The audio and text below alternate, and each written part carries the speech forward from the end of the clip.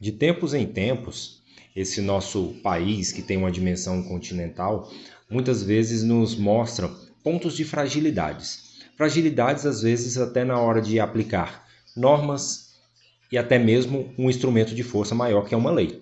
E eu me refiro à Lei 12.608 de 2012. Estamos em 2024 e estou falando de uma lei de 2012. Que lei é essa? Essa lei institui a Política Nacional de Proteção e Defesa Civil. Esta lei, entre vários outros aspectos, ela nos mostra o que fazer e como fazer a respeito de monitoramento e contingenciamento em planos de catástrofe.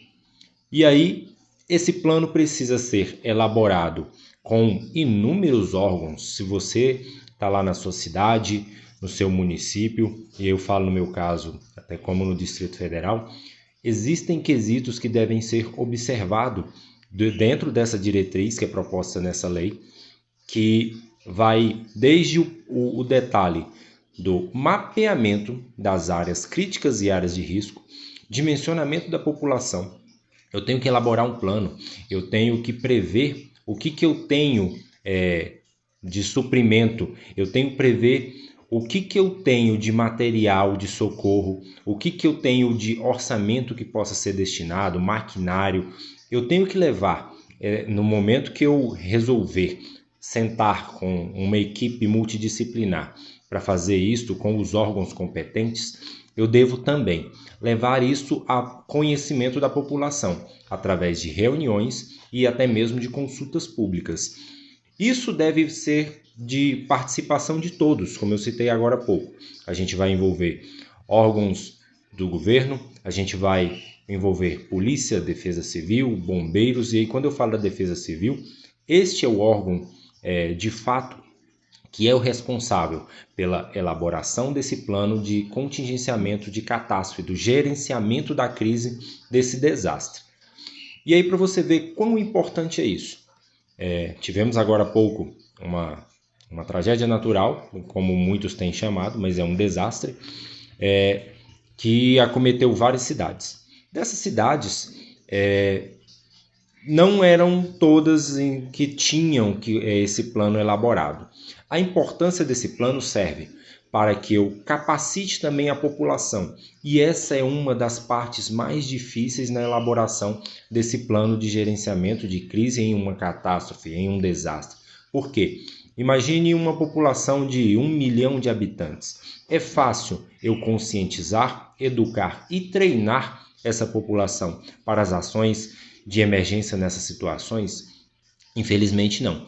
Porém, essa é uma etapa muito importante. Inclusive, eu estou aqui com algumas demonstrações que um mecanismo muito importante também para que possa ser usado nessa fase desse gerenciamento são os simulados de mesa. Ele é importante, porém ele não substitui um simulado real. Eu preciso saber, por exemplo, temos no Brasil conhecimento de várias pessoas em áreas que têm alto risco de alagamento ou risco de rompimento de barragens que as cidades possuem sistemas de monitoramento e alarme que quando é proposta, quando é identificado essa condição de alerta de emergência, as sirenes que eu tenho instalado na cidade elas vão soar e aí sim, a população estando ciente do que aquela sirene representa, ciente do plano de ação a ser tomado, ela vai tomar ações, ela vai tomar as rotas de fugas necessárias que foram também definidas nesse plano.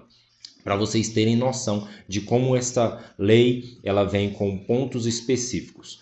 E aí a gente tem uma plataforma do governo que chama S2ID, que é Sistema Integrado de Informações de Desastre. Vou colocar aqui na tela para vocês como é que o mapa abre. Ele abre para a gente, se a gente for lá, fizer o acesso a essa plataforma, a gente tem acesso ao mapa do Brasil e a gente tem alguns poucos pontos marcados, quando a gente pega o mapa da forma que a gente abre na página. No entanto, conforme a gente vai navegando, a gente vai expandindo, a gente vai redimensionando esse mapa, e aí você pode escolher uma área específica, você vai ver quão demarcado esse mapa fica, ele vai ter mais pontos vermelhos.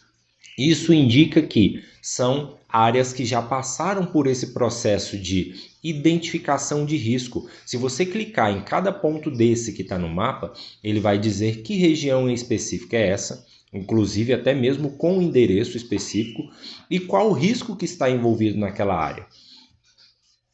Os núcleos de proteção e defesa civil dos municípios e dos estados, tendo elaborado esse plano de contingenciamento e gerenciamento desse desastre, ela tem que tornar isso também disponível à população.